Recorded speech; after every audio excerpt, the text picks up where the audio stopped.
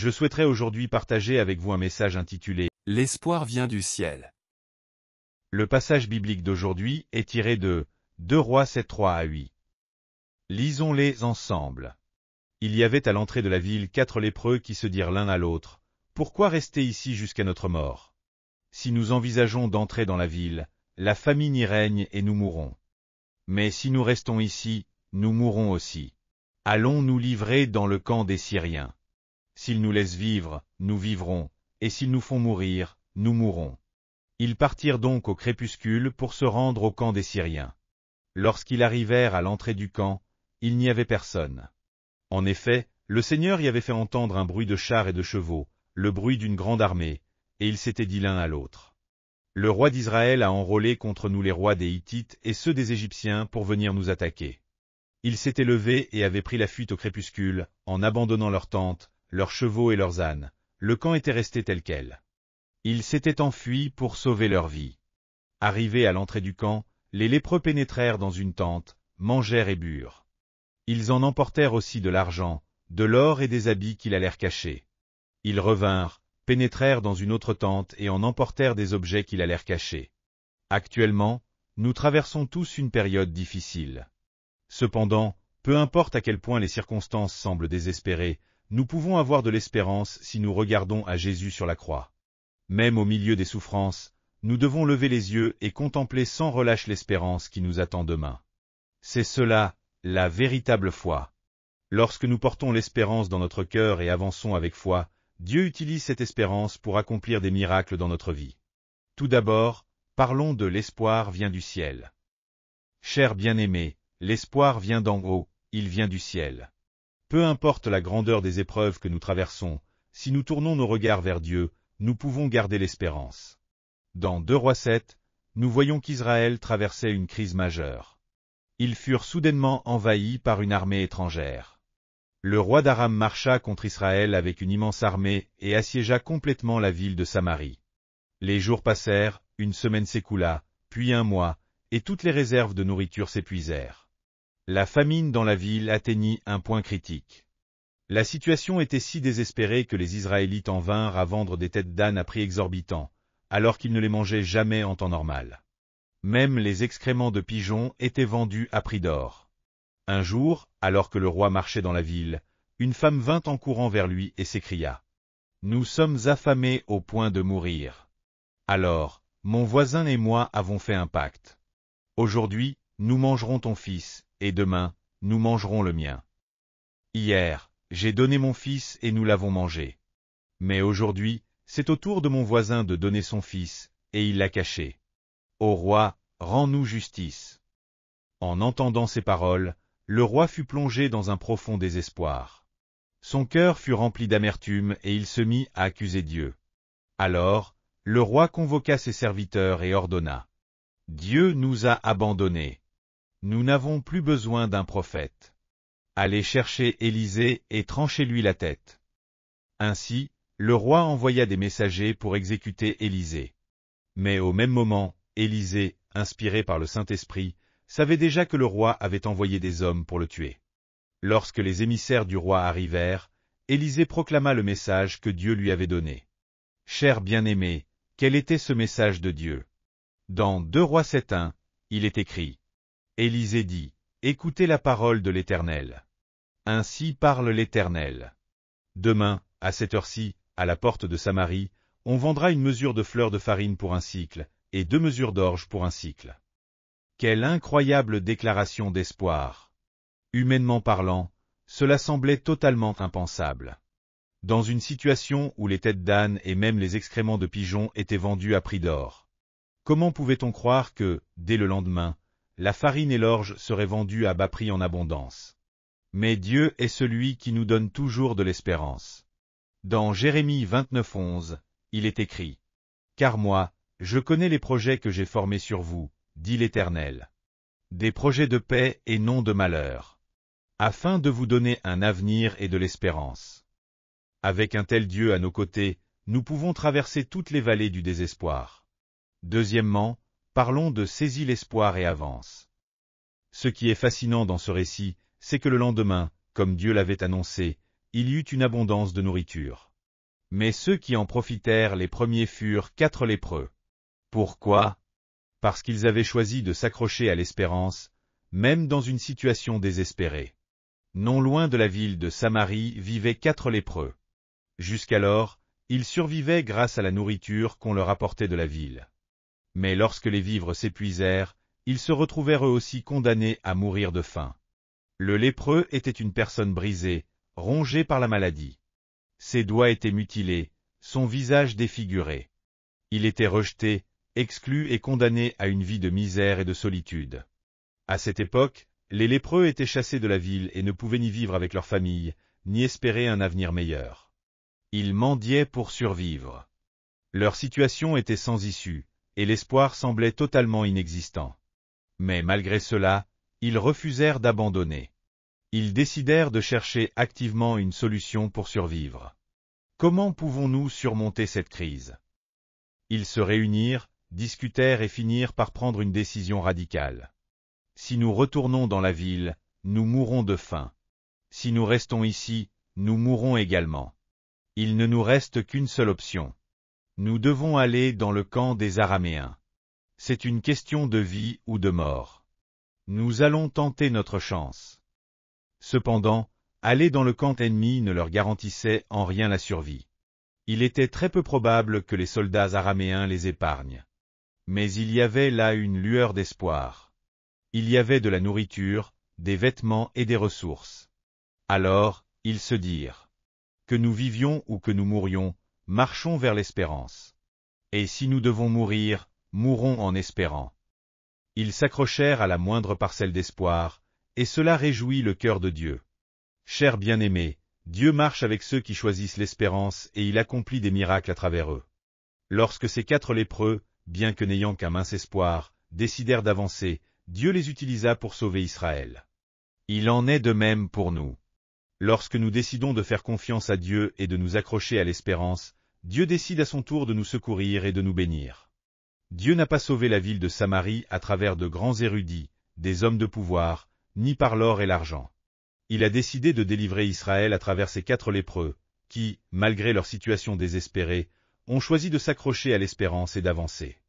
Ainsi, quelle que soit notre situation, nous devons toujours nous attacher à l'espérance. Alors, ces 4 lépreux se levèrent courageusement et marchèrent vers le camp ennemi. Bien sûr, leurs orteils étaient tombés, ce qui rendait leur marche difficile et instable. Ils avaient du mal à garder l'équilibre, mais malgré cela, ils s'appuyèrent les uns sur les autres et avancèrent en s'entraidant. Mais voici ce qui est extraordinaire. Alors qu'ils marchaient bras dessus, bras dessous, une autre main invisible les accompagnait. C'était la main de Dieu qui marchait avec eux. Aux yeux des hommes, il semblait que seuls 4 lépreux avançaient, mais en réalité, Dieu marchait à leur côté. Comme Dieu était avec eux, lorsqu'ils trébuchaient. Il amplifia le bruit de leur chute, le transformant en un grondement assourdissant semblable au roulement des chars de guerre. Il fit de leurs murmures d'encouragement un puissant cri de guerre, qui fit trembler les cieux et la terre. Lorsque l'armée d'Aram entendit ce bruit, ils furent saisis de terreur. Alors qu'ils s'apprêtaient à manger leur repas du soir, ils entendirent le fracas des chars, le bruit des chevaux et des soldats en marche. Pris d'une peur panique, ils abandonnèrent tout sur place et s'enfuirent. Lorsque les 4 lépreux arrivèrent au camp ennemi, ils découvrirent un camp déserté. Il n'y avait plus un seul soldat. Alors, ils mangèrent à leur faim, s'habillèrent avec de nouveaux vêtements et prirent l'or et l'argent laissés sur place. Chers bien-aimés, cette grande victoire et cette bénédiction sont le fruit de l'espérance. La proclamation de l'espérance par Élisée et la marche des lépreux dans l'espérance ont conduit à un salut et à une bénédiction au-delà de toute imagination. Pour nous aussi, c'est en avançant avec espérance et foi que nous pourrons expérimenter les miracles de Dieu. Un jour, un membre de notre Église, alors qu'il était dans la vingtaine, fut diagnostiqué d'un lymphome malin de stade 4. Tout a commencé par une douleur intense au genou, qui l'a conduit à consulter un médecin. Après des examens approfondis, il reçut le terrible diagnostic. Il commença alors un traitement de chimiothérapie, mais au fur et à mesure des séances, son taux de globules blancs chuta presque à 0. Et son taux de plaquettes sanguines devint dangereusement bas, ce qui le plongea dans de grandes souffrances. Les injections de chimiothérapie étaient si nombreuses que ses veines devinrent invisibles. Les médecins durent alors lui perforer la poitrine avec une aiguille de plus de 3 centimètres pour lui administrer le traitement. Mais sa maladie ne faisait qu'empirer. Malgré tout, même en faisant face à la mort, il n'a jamais perdu l'espérance en la guérison que Dieu pouvait lui accorder. Alors qu'il souffrait de fièvre oscillant autour de 40 degrés Celsius, qu'il fut transporté d'urgence à l'hôpital et qu'il lutta entre la vie et la mort. Il garda dans son cœur la loi du regard, croyant fermement que Dieu le guérirait et s'accrochant à l'espérance. C'est dans cette foi qu'il priait avec larmes. Un jour, une forte conviction naquit en lui, il devait se rendre dans un centre de prière. Il se dit alors, « Que je vive ou que je meure, j'irai à la montagne de prière d'Ozanri. » Là-bas, il pleura amèrement en confessant ses fautes passées qui avaient attristé le cœur de Dieu. Il fit un jeûne de 3 jours, se remettant totalement entre les mains de Dieu et criant à lui de tout son être. Puis, au 21e jour, après avoir prié, il s'endormit. Cette nuit-là, il fit un rêve dans lequel je priais pour lui et lui imposais les mains. À son réveil, il s'écria avec joie. « J'ai reçu ma réponse. » Il redescendit alors de la montagne et alla à l'hôpital pour passer des examens. Les résultats furent stupéfiants. Son taux de globules blancs et de plaquettes était redevenu presque normal, et les cellules cancéreuses avaient totalement disparu. Chers bien-aimés, lorsque nous faisons face à des épreuves, nous ne devons pas rester assis dans le désespoir. Nous devons saisir l'espérance et faire un pas en avant dans la foi. C'est alors que Dieu nous viendra en aide. Lorsque le pasteur Martin Luther King était jeune, il lui arriva un jour de tirer une lourde charrette pour monter une colline. Mais il était seul et la pente était trop raide. Alors, il s'arrêta et attendit que quelqu'un vienne l'aider. Mais personne ne se proposa pour l'aider.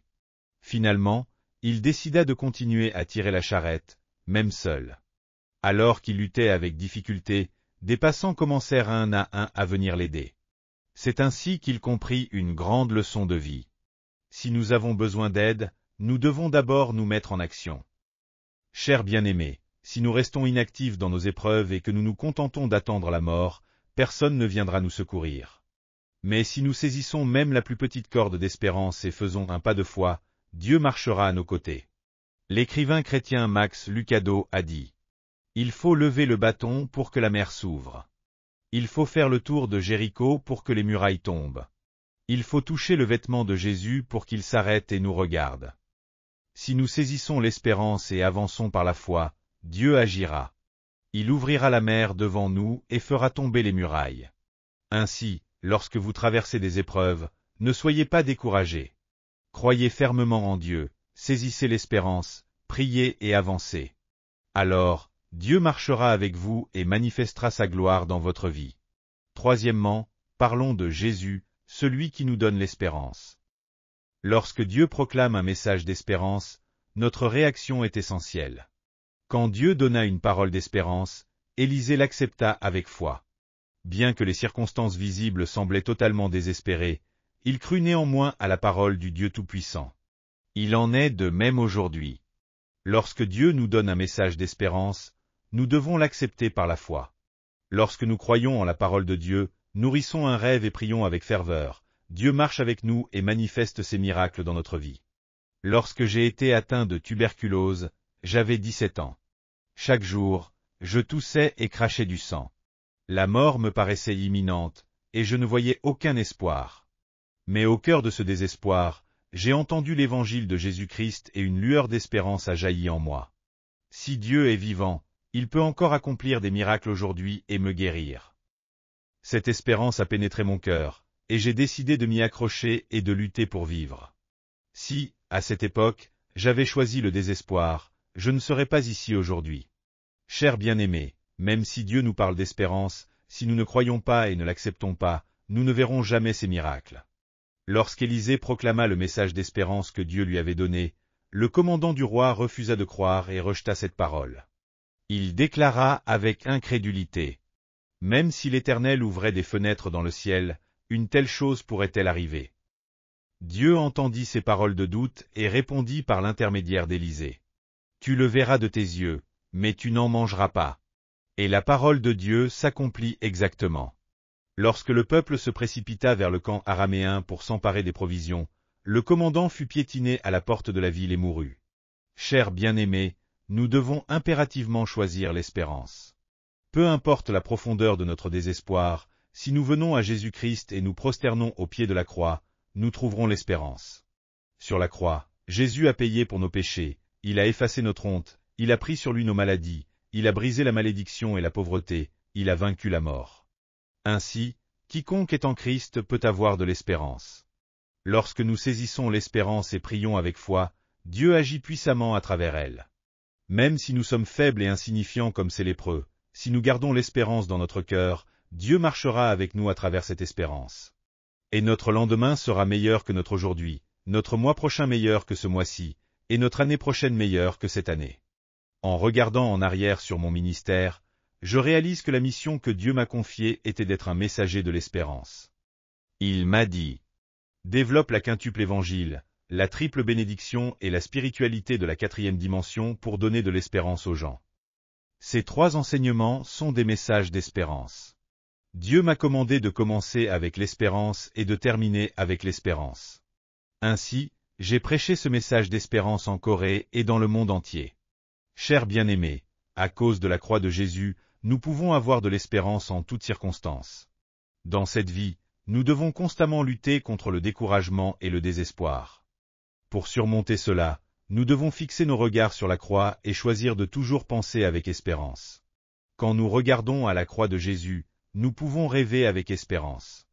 Nous pouvons rêver d'une vie meilleure, d'une bonne santé, d'un mariage heureux, d'un emploi stable. Tous les grands et petits rêves qui naissent dans notre cœur prennent racine dans la croix. Dieu a même marché aux côtés des lépreux. Même si je suis faible, rejeté et méprisé, même si je suis comme un lépreux, Jésus marchera avec moi. La croix ne fait aucune distinction entre les personnes. Ainsi, quiconque regarde à la croix peut nourrir des rêves remplis d'espérance. Nous pouvons vivre à cause de Jésus. Nous pouvons chanter à cause de Jésus. Nous pouvons avoir de l'espérance à cause de Jésus. Parce que Jésus est avec nous, nous ne devons jamais nous laisser abattre. Parce que Jésus est avec nous, même au bord de la mort, nous pouvons croire à la vie. Chers frères et sœurs bien-aimés, ne soyez pas découragés dans l'épreuve. Ne baissez pas les bras. Comme les 4 lépreux, marchez avec espoir. Alors, Dieu ouvrira devant vous un chemin d'espérance. Même s'il n'y a aucun espoir sur la terre, en levant les yeux vers le ciel, l'espérance naîtra. L'espérance ne dépend ni des circonstances, ni des hommes. L'espérance vient du ciel. Aujourd'hui encore, Dieu est présent parmi nous par son Esprit Saint et il nous donne de l'espérance. Alors, saisissez cette espérance et priez avec ferveur. Lorsqu'Élisée pria pour son peuple, Dieu lui donna un message de délivrance et d'espérance. Aujourd'hui encore, Dieu donne des paroles d'espérance à ceux qui prient comme Élisée et il accomplit cette espérance. Que chacun d'entre vous, en saisissant l'espérance et en priant, expérimente un miracle aujourd'hui, au nom du Seigneur. Hallelujah. Amen. Prions ensemble. Père céleste, pose ta main sur nos mains et fais apparaître tes miracles au milieu de nous. Ô Dieu Tout-Puissant, que les sourds entendent, que les aveugles voient, que les muets parlent, que ceux qui ont faim soient nourris. Que ceux qui sont atteints du cancer soient guéris. Que toutes les maladies et toutes les souffrances disparaissent. Seigneur, manifeste ta puissance et opère des miracles.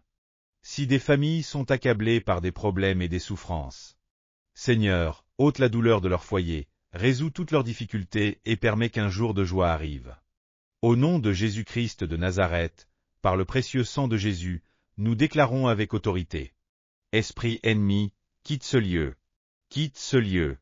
Quitte ce lieu. Par le sang de Jésus, Dieu répand sa grâce infinie sur nous, et ainsi, nous sommes guéris de la tête aux pieds. Nous sommes guéris, nous sommes restaurés. En cet instant, le Seigneur étend sa main et nous impose les mains. Le Seigneur nous fortifie par son Esprit Saint. Alors, levez-vous avec courage et foi, avancez et marchez dans la victoire. Avez-vous un problème difficile? Le Seigneur le résoudra pour vous. Peut-être êtes-vous entré dans un tunnel sombre, mais vous en sortirez avec la lumière de la gloire de Dieu dans votre cœur. Ô Père céleste, au nom de Jésus-Christ, nous déclarons que la bénédiction débordera sur nous. Par la croix et le sang de Jésus-Christ, nous recevons une grâce abondante. Que notre âme prospère, que nous prospérions en toutes choses et que nous soyons en bonne santé. que de grandes choses se produisent. Au nom de Jésus-Christ, nous proclamons ces bénédictions. Amen. Alléluia. Avez-vous reçu beaucoup de grâce à travers la parole?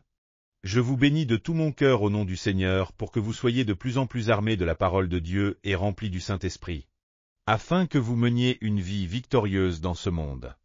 Si vous avez aimé cette vidéo, n'oubliez pas de vous abonner à la chaîne, d'activer les notifications et d'appuyer sur le bouton j'aime. Cela nous aide beaucoup à préparer plus de vidéos remplies de grâce. Et aussi laissez vos sujets de prière dans les commentaires. Notre équipe priera avec vous devant Dieu. Nous nous retrouverons avec joie dans la prochaine vidéo. Que Dieu vous bénisse grandement.